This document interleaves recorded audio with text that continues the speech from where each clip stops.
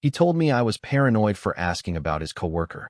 So I showed him the hotel receipt, the room number, and the photo of them at breakfast the next morning. His hands stopped midair, holding the spoon like it was radioactive. 1 second, he was trying to stir sugar into his coffee. The next, he was staring at a photo of himself across from her. Same shirt, same watch, same smug, stupid grin I used to love. The worst part? He smiled at her the way he hadn't smiled at me in months. My name is Daniel, and this is the story of how I found out my marriage wasn't a marriage anymore, just a performance I didn't know had ended. I used to believe in us, fully, blindly, the way you do when you think love is a kind of armor. Her name's Rebecca. We met at a work conference 7 years ago. She was presenting some marketing campaign I didn't care about, but I remember how she made the room feel, like she owned the air. Smart, polished, sharp around the edges, but in a way that made you want to lean closer, not pull away. I was more reserved. I worked in data analytics, the numbers guy who kept quiet during meetings and triple-checked spreadsheets before sending them out. But she saw something in me. That's how she used to say it. You're safe, Dan. You're the one I can build something with. We got married 2 years after we met. Nothing extravagant, small ceremony, close friends, the usual slideshow of memories on loop behind the cake table. She cried during the vows. So did I. But here's the thing no one tells you about safe love. Sometimes, it makes people wonder what danger feels like again. About 6 months ago, she started working on this product launch. Long hours, late nights. A new guy on her team named Tyler. Younger, sharper, with that overly casual confidence that feels like it's hiding something. She mentioned him a few times. Said he was brilliant, annoying, and harmless. The first time I asked if something was going on, she laughed. Not a real laugh, more like a performance for an invisible audience. Said I was being insecure. That it was insulting to even ask. I believed her, wanted to believe her. But then came the conference trip. 3 days in Chicago. Company paid. She said she'd be with her team the whole time. She left in a rush, forgot her charger, kissed me on the cheek like I was her brother. I remember watching her walk out with that leather carry-on, something in my stomach twisting. The first night, I called around 8:30. No answer. Texted. She said they were at a networking dinner. I waited. Nothing. Second night, same thing. Busy night. Drinks ran late. You'd hate this crowd. Third night, I stopped calling. But I didn't stop wondering. Now, I'm not a suspicious man. I never snooped before. Never had reason to. But something about this felt different. Colder. Like I'd been locked out of my own life. So I did something I never thought I'd do. I logged into our shared airline account. It wasn't hard. She used the same password for everything. There it was. The booking. Flight to Chicago. Return flight. 2 days later than she said. That's when I knew. I called the hotel where her team was supposed to be staying. Asked for her room. They said she wasn't listed. So I asked for Tyler. He was. Room 417. I booked a one-night stay. Same hotel. Under a different name. When I checked in, I said I lost my receipt from the last time and needed to expense it. They printed me a fresh one. Room 417. 2 guests. No confusion. No harmless friendship. The final nail came the next morning when I waited outside the cafe downstairs. I saw them. Laughing. Sharing a plate. His hand on the small of her back like it belonged there. I took the photo. And that night, when she walked through the front door like nothing had happened, dropped her bag, and kissed me on the cheek again, I didn't say a word. Not until breakfast. When she called me paranoid, I slid the receipt across the table. Then the photo. Then the silence. She didn't touch her coffee after that. And I didn't need her to. Because some truths don't need explanations. They just need to be seen. She didn't touch the photo. Didn't reach for the receipt either. Just sat there, staring at them like they were radioactive. Like maybe, if she waited long enough, they'd evaporate. Or I would. When she finally looked up, her eyes were the same shade of green the first used to wake up next to. But something behind them had shifted. A flicker of fear. Or guilt. Or maybe just the horror of being caught. She asked if we could talk. I said we were. She opened her mouth, paused. I could see the gears turning, trying to land on the version of the story that would hurt the least. For her. Not for me. I waited. And then she said the line. It wasn't what it looked like. That one sentence. The classic. The fallback of every sitcom, every badly written drama. But this wasn't a show. This was our kitchen. Our coffee mugs. Our dog sleeping under the table, blissfully unaware that his home had just cracked down the middle. I didn't raise my voice. Didn't throw anything. That's not who I am. I just asked. Then what was it? And that's when she said it. It started with the project. 4 months ago. Late nights. Deadlines. Shared Ubers home. A few drinks to unwind. I didn't mean for anything to happen, she said, and I believe that part. Because Rebecca isn't reckless. She's precise. Calculated. But even calculated people slip. She said it was only once. That they both felt guilty. That they agreed it was a mistake. And maybe she believed that. But I had seen them together. The way his hand rested on her back, not tentative, not awkward. Natural. Familiar. Like it had been there before. Maybe it happened once. But it felt like something that had already found its rhythm. And I could not unsee that.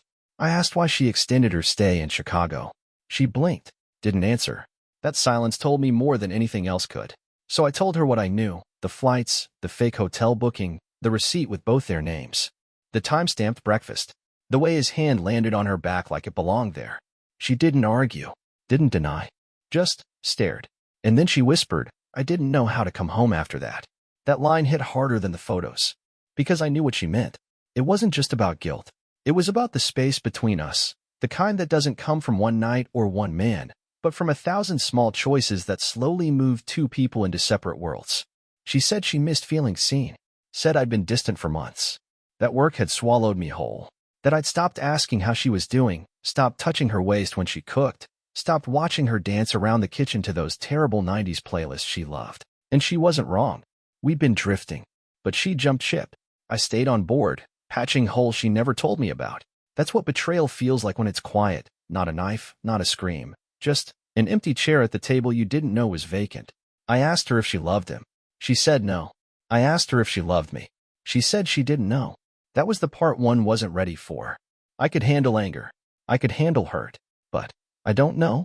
That's the kind of truth that doesn't stab, it erodes. Slow. Relentless. Like water under a door you forgot to seal. I told her I needed space. She offered to sleep on the couch. I told her to pack a bag. She did not fight it. Did not cry. Just walked down the hall, grabbed a duffel, and left, like a guest checking out early from a weekend trip she never really planned to enjoy. I sat there for a long time, stared at the photo, then at her empty coffee mug. I remember thinking how strange it was that betrayal doesn't feel like a gunshot. It feels like a Thursday morning, with a cold cup of coffee and a silence that won't go away. That night, I deleted her contact, not out of anger, but because every time her name popped up, it pulled the air from my lungs. I went to bed alone, and for the first time in a long time, I slept straight through the night. The first few days felt like walking through fog. Not grief. Not yet. More like static. Everything around me was still in place, the furniture, the calendar on the fridge, the smell of her shampoo in the bathroom. But the meaning had been stripped out of it, like someone had come in while I was sleeping and swapped my life for a replica that didn't quite fit. I did not tell anyone at first. Not even my brother, Evan, who has been my unofficial therapist since we were kids. He called that weekend and asked if we were still coming up for Mom's birthday. I said Rebecca had a work thing. He said, again. I just said yes. Not because I was ashamed, but because I had not fully accepted it yet myself. It felt like standing in the rubble of something you did not even hear collapsing, the dust still in the air, the outline of your life still holding its shape, even though the walls were already gone. Saying, she left, or she cheated, or even just, she is not here anymore, would have made it real before I was ready to carry the weight of it. I was not hiding. I was still unraveling. Instead, I kept the routine. Got up, walked the dog, went to work, came home. She only took what she needed for a few days. Essentials. The rest, her dresses, her winter coat, the chipped mug she always used, all of it stayed behind, like she was not sure if she was leaving for good or just escaping the silence. I did not touch her things. Did not throw anything out, but I did not open the bedroom closet either. Just closed the door, like sealing off a part of the house with a leak. It wasn't until day 5 that I finally cracked. I was cleaning the kitchen, not for cleanliness, but because I needed something to do with my hands. I opened the junk drawer to grab a battery and found a small, folded note tucked under a box of pens. It was her handwriting. At first, I thought it was old. A grocery list. A reminder. But then I saw the date in the corner last month. I unfolded it and read, Tyler asked me today what I'm doing. I told him I don't know. I love Daniel. I do. But sometimes I feel like a shadow in our own house. Like he stopped seeing me months ago. And maybe that's my fault too. My throat tightened. She hadn't written it to me. Not even for me. Just something she needed to get out on paper. Maybe she never meant to keep it. Maybe she forgot it was even there. But it told me everything. I'd stopped seeing her. Not because I didn't care, but because I got comfortable. Because I thought we were fine. Because I was busy trying to build a life, and somewhere along the way, I stopped asking if she still felt like part of it. It didn't excuse what she did. Not by a long shot. But it did explain how we got here. I kept thinking about that night she told me she felt unseen. I thought back to the last time I surprised her with anything. A note. A back rub. A question that wasn't just about work or dinner plans. I couldn't remember. That silence between us hadn't started with Tyler. It started with forgetting how to look at each other like we used to. I folded the note back up, slid it into my wallet, not as a souvenir, but as a warning. The next day, Evan called again. This time, I picked up.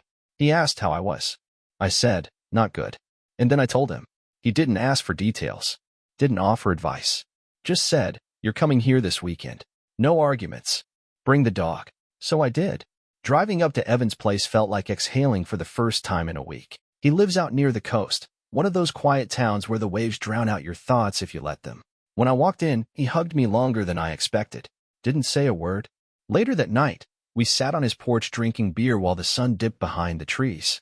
He asked if I was planning to talk to her again. I didn't know. He nodded like that was the right answer.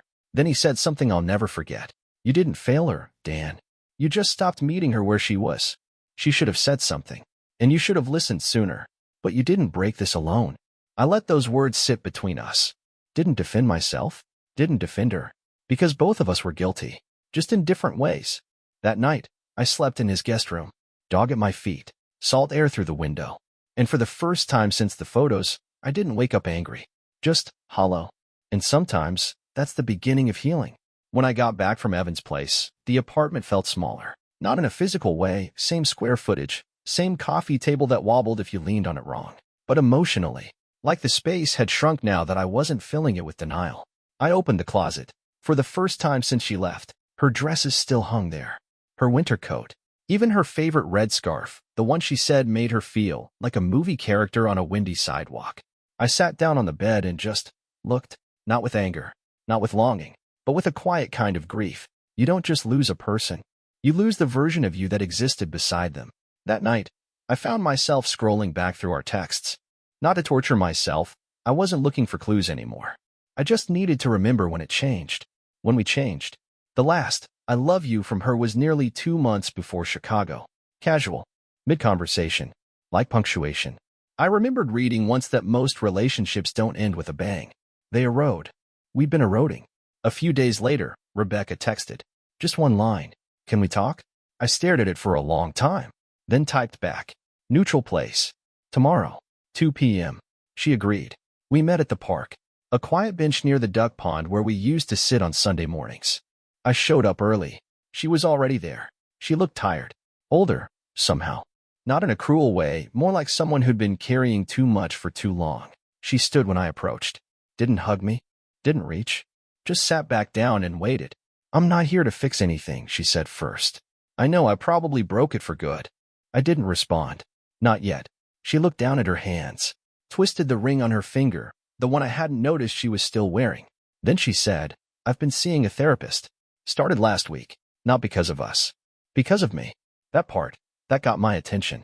She continued, I thought cheating would make me feel something. Freedom. Clarity. I do not know. But even before it happened, I had already started writing things down. I never meant to keep that note you found. I did not even know I still had it. But back then, I was already unraveling, already afraid. And once I crossed that line, I stopped knowing how to come back. Instead of feeling free, I felt like a stranger in my own skin. And worse, I felt like I deserved to. I nodded, not in agreement, just in recognition. She said Tyler was a mistake, said he meant nothing. But that did not really matter anymore. Because the lie did not live in the affair. It lived in the silence after. In the way she came home and kissed me on the cheek like nothing had changed. In the way she folded laundry while avoiding my eyes. In how she laughed too easily at dinner, like she was acting out a script we both forgot the lines to. That was the betrayal, not the moment. The pretending that followed. I think I stopped believing I was lovable, she said. So I looked for proof, even if it was ugly. I let that sit for a moment. Then I said the only thing that felt true. I would have listened, you know, if you'd told me you were hurting. She looked up. I know. That hurt more than the pictures. Because she knew I would have shown up. And still, she didn't give me the chance. We sat in silence for a while after that, watching ducks chase crumbs and old couples holding hands like lifelines. Then she asked, "Do you think there's a version of this where we find our way back?" I didn't answer right away. I thought about the note in my wallet, the one where she said she felt like a shadow. And I realized I didn't want a love that made either of us disappear again. So I told her the truth. I think there's a version where we find peace. Maybe even forgiveness. But I don't think it looks like what we had. She closed her eyes, exhaled, and for the first time, I saw something that felt real, not shame, not defense, but surrender. "I will move out next week," she said. I nodded, not because I had no questions, but because I already knew the answers would not matter. I could have asked, "Are we ending this?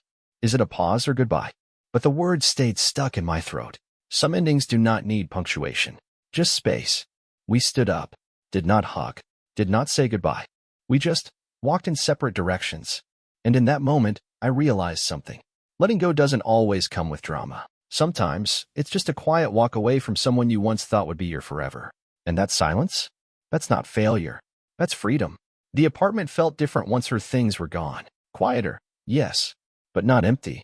Just cleared. Like the stage after the final curtain. No more costumes. No more pretending. Just the set pieces we built together and the space between them. Rebecca came by on a Tuesday afternoon while I was at work. Left her keys in a small envelope on the kitchen counter. She didn't take everything. A few mugs still sat in the cabinet. One of her hair ties clung to the bathroom doorknob like it was waiting for permission to stay. But she was gone. And oddly enough, I didn't cry. Not then. The tears came later, 2 weeks later, actually, while I was folding laundry. One of her old t-shirts slipped between the rest of mine. Soft, worn, faded navy with a tiny coffee stain on the hem. She used to wear it on lazy Sundays. Called it her nothing shirt. I held it for too long. Then folded it gently, laid it in a box with the rest of the things she'd probably never asked for. Not because she didn't want them, but because she knew what they carried. Memories wrapped in cotton, ghosts that smelled like her shampoo. I didn't see her after that, but I thought about her more than I admitted, especially in the quiet moments. Like when I walked past our favorite Thai place, or heard that awful rom-com theme song she loved, or saw a couple at the grocery store arguing about oat milk like it was a deal breaker. It wasn't longing. It wasn't regret. It was processing. Grief, not for her, but for the version of us that almost made it. And somewhere in that stillness, something else started to grow. Not forgiveness, not yet, but curiosity about who I was now, without her. Because when a relationship ends, you don't just mourn the other person. You have to reintroduce yourself to the version of you that no longer exists in tandem. The we becomes I again, and that transition is quiet, but seismic. I started running again, not to escape anything, just to move. Each morning, I'd lace up, step into the cold, and let my breath form clouds in front of me. At first, my legs protested. Then they remembered. Music in my ears, feet on pavement, wind in my lungs. I didn't think about her during those runs. I thought about the next turn, the next hill, the next step forward, and I realized that's what healing actually looks like. Not closure, not revenge, not some grand gesture of reinvention, just motion, steady, honest, unapologetic. About a month later, I got a letter, not a text, not an email, a real letter, envelope, stamp, my name in her handwriting. It sat on my desk for 2 days before I opened it. Inside were 3 paragraphs. Short, simple, no apologies, no justifications, just reflection. She wrote that she was starting over in a new place closer to her sister, that she'd been going to therapy every week, that she was beginning to understand the difference between comfort and connection. She said she hoped I was doing okay. She said she still loved who I was, even if she couldn't be who I needed anymore. Then she ended with this. "If I ever gave you the impression you weren't enough, please believe me when I say the truth was always the opposite. You were more than I knew how to hold. And I hope someone, someday, holds you with both hands." I read it 3 times. Didn't cry. Didn't rage. Just folded it up, slid it back in the envelope, and tucked it in the drawer with the old receipt and photo, not because I needed reminders, but because I needed to remember that I'd survived it. All of it. The lie. The unraveling. The truth that followed. And in that drawer, I kept one more thing. A note I wrote to myself the day after she left. You are still here. Still whole. Still becoming. Because some stories don't end in fire. Some just burn long enough to light the way forward. Spring came early that year. The kind of spring that doesn't announce itself with fireworks, just shows up one morning in the way the air smells different, like possibility instead of pause. The trees outside my window started budding again, and for the first time in months, I opened every curtain in the apartment and let the light in. I'd spent the winter dismantling a life I thought was permanent. Now I was learning how to live in the one that remained. Little things changed first. I repainted the bedroom walls, light gray, clean slate, took down the prints she picked, framed a few of my own photos instead. I rearranged the living room so the couch didn't face the TV anymore, but the window. Started keeping fresh flowers in the kitchen, just because I liked the smell. Funny how many parts of yourself get buried under compromise, and how quietly they return once there's space. I saw Tyler once, at a conference downtown. He didn't notice me, just walked past with that same clipped stride, laughing at something someone said. And I felt nothing. Not anger, not pity, just distance. Like watching a train go by you no longer need to catch. Rebecca never came back to ask for more. She kept her word. No dramatics. No drunken 2 a.m. calls. Just silence. And I respected that. Because there's a kind of love in knowing when not to knock again. Then came the unexpected part. The part where the pain stops being the loudest voice in the room. I started writing again. Journaling. Mostly. Things I was afraid to say out loud. Not about her, not anymore, but about myself. About how often I used stability as a mask for fear. How I mistook routine for resilience. How I thought love meant always being the one who stayed calm, even when the house was on fire. One entry just read. Next time, I want to be brave enough to say when I'm scared. Because next time, if there is a next time, I won't mistake silence for strength. I'll ask the hard questions before the storm. I'll hold the people I love with both arms, not just convenient ones. And if they drift, I'll notice. Not because I'm insecure, but because I'll care enough to see them changing and strong enough to ask why. One afternoon, months after the last "Can we talk?" text, I ran into someone I hadn't seen since the wedding that never happened, a mutual friend, Claire. We talked over coffee. Nothing heavy. Just life, work, how strange it is to grow older and realize most people are quietly nursing some kind of wound. She asked if I was seeing anyone. I said no, but I didn't say not yet. And maybe that was important, because healing isn't a race toward new love. It's a return to yourself, a quiet reckoning with what broke, and a slow, steady rebuild of what comes next. On my birthday, Evan gave me a framed photo. It was me, from years ago, mid-laugh at some backyard barbecue. He'd written a note on the back. This guy's still in there. Don't forget him. I haven't. He's quieter now, less eager to please, but wiser, more honest, and more ready than ever to meet someone halfway, not to save them, not to be their anchor, but to walk with them, even when it's hard, especially then. As for Rebecca, I hope she's okay. I mean that. I hope the silence brought her peace, not punishment. I hope she found clarity, that she's not just living in the absence of regret, but in the presence of truth. Because in the end, we were two people who forgot how to speak the language we built together. And sometimes, the kindest thing you can do is stop pretending you still know the words. I'm not bitter. I'm not broken. I'm rebuilding. And that's its own kind of grace. So if you're here, reading this, sitting in your own quiet, wondering if you'll ever feel whole again, let me tell you something I wish someone had told me. You will. Maybe not today. Maybe not all at once. But the day will come when you no longer look back with ache, only understanding. When the photo becomes a story, not a scar. When love, if it comes again, won't feel like escape. It'll feel like home. And this time, you'll know how to stay.